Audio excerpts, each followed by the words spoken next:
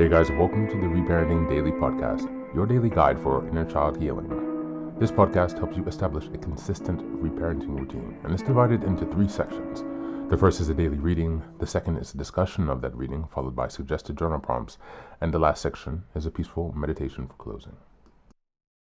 Good morning, good afternoon, and good evening from whenever and wherever you're joining us. I'm so glad that you could join us here on this journey of self-expansion and growth.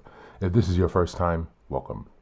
Now, before we dive in, I'd like to again remind us of the congratulations of passing the 500 episode marker. And as a celebration of that, I've opened up the Patreon community for free membership so that people can join our Zoom calls for free. There are a lot of people struggling out there. There's a lot going on. So I thought this could be a way to provide some help and, to give some thanks for all the support that I've received so far.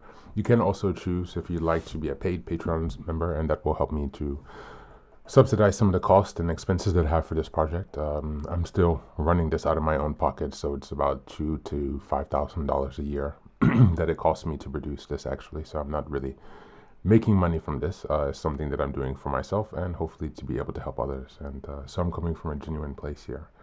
The second thing that I'd like to remind you is that you can also find the Reparenting Daily Journal. You can purchase that on Amazon. It's another way to support the podcast. It's under $20. And it basically allows you to follow along with all of the monthly and weekly themes. It gives you space to keep your notes. And yeah, if you join the team or the Zoom calls, it might be a great way for us to all stay aligned and be working together. The last thing I'd like to give you a head up on is the Fairy Tales for Reparenting Daily series. As I mentioned earlier, I've had some editing issues with that because in the springtime, the end of spring, I did some reworking to structure those into certain themes. So like the beginning, middle, and end of the hero's journey. And in the midst of reorganizing and restructuring the stories and also upgrading the artwork, some of the text is a bit mixed and jumbled all over the place.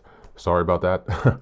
When I was in the editing phase for the first time, they did not send the proofread copies to the Netherlands, and so I had to work, around and trying to find a way to get the copy to edit, and it's just been a mess. So basically, that's going to take a little bit longer. I'm going to aim to have that done by the end of the year, but I have burned my eyes, so I am very limited. Excuse me, with what I can do and time I spent on the computer. And so I would have had that done much earlier. I would have liked to have that already done, but here we are. And so in any case, once that's available, again, I'll give you a heads up, but please do hold off on purchasing the Fairy Tales for Reparenting Daily for now. Or Fairy Tales for Reparenting series, not the Fairy Tales for Reparenting Daily. That's it today. So without further ado, let's dive into today's practice. Today's reading is from Inspired Minds. It's an article entitled Understanding Mental Resilience and the Despair, Hopelessness, Trauma Cycle.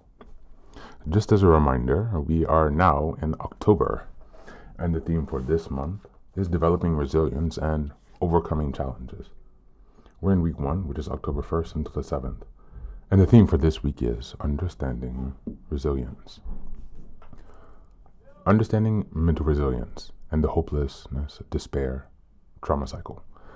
Apologies in advance, there's some construction going on outside, and also apologies for my voice. I'm still quite sick, so please bear with me.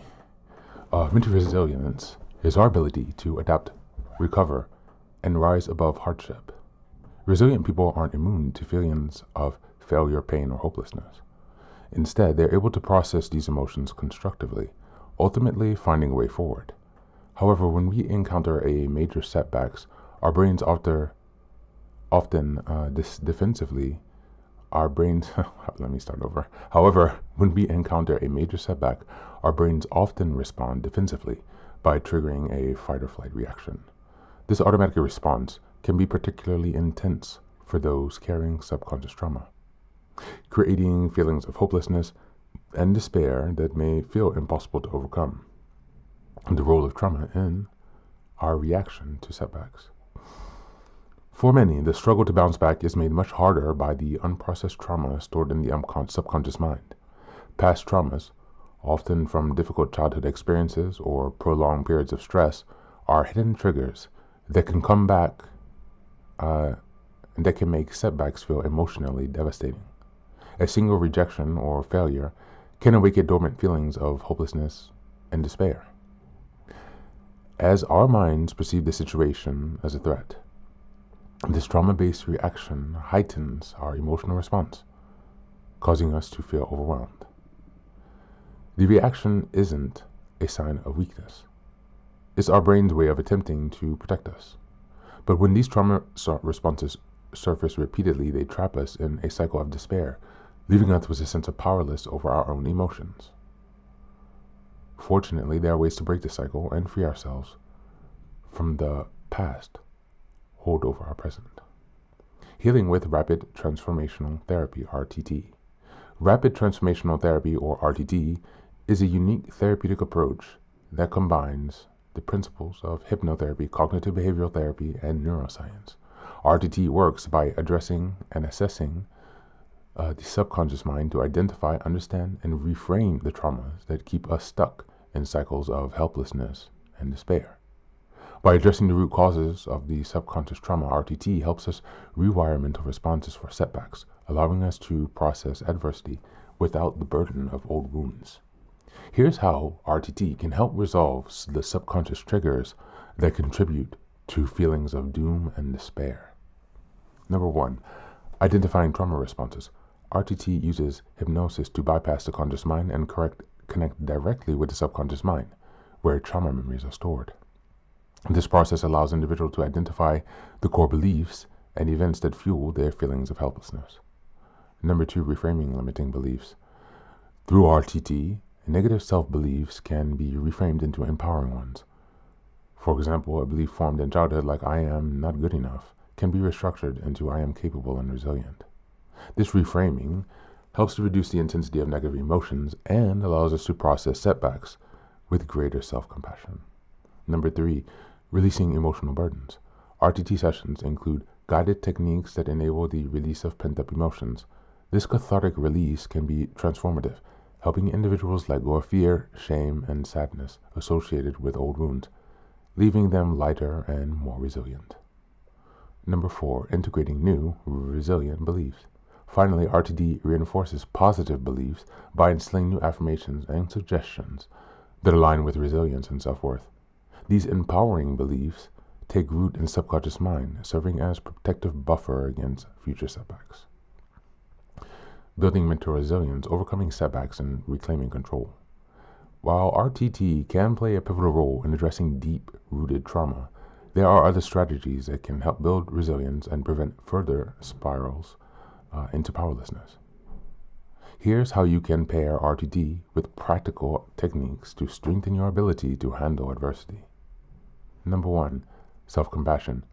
Redefine failure as growth. Setbacks often bring a sense of despair, especially when paired with harsh self-criticism. Practicing self-compassion allows us to treat ourselves kindly even when we're struggling.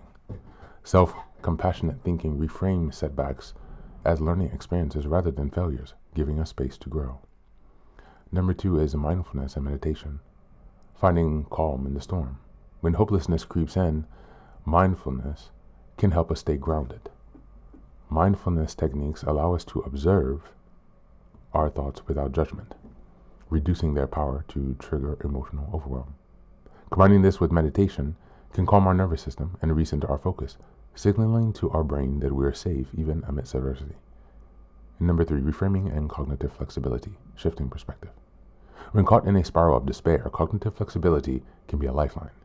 Resilient individuals are skilled at reframing negative experiences, seeing them as temporary challenges rather than defining moments.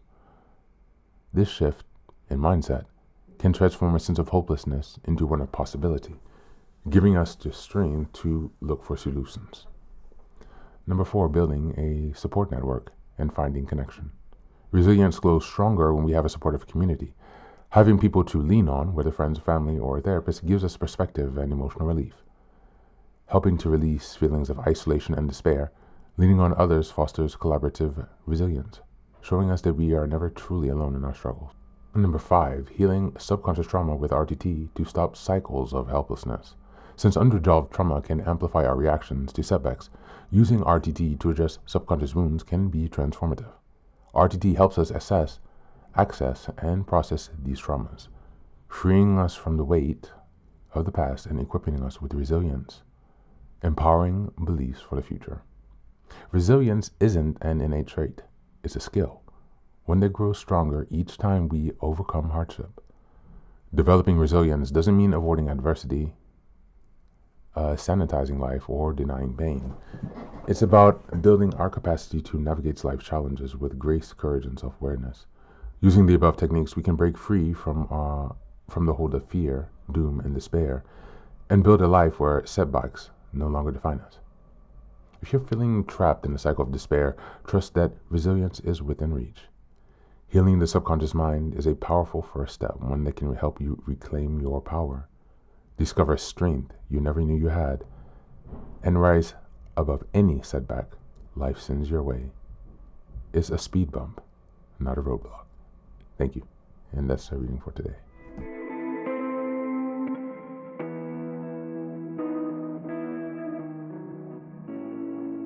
Welcome back.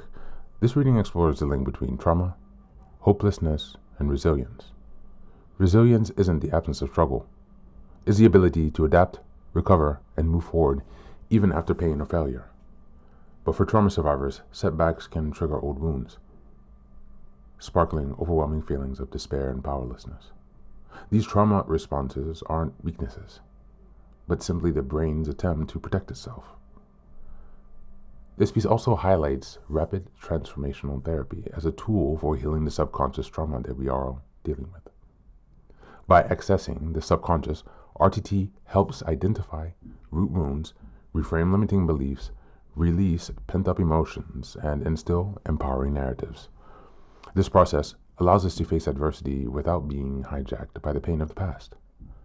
Alongside RTT, resilience grows through practical strategies, practicing self-compassion, using mindfulness to stay grounded, and reframing challenges as temporary rather than permanent. And building supportive networks also. Together, these tools can transform despair into strength. Resilience, then, isn't innate.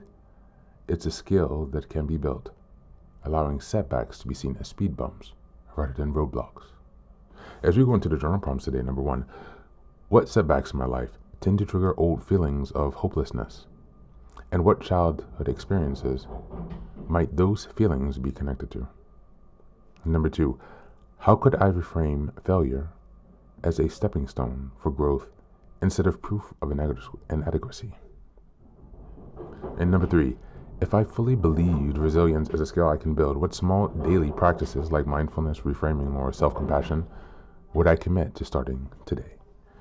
That's it for today. As always, thanks for being here. Take care of yourself, and please do be well.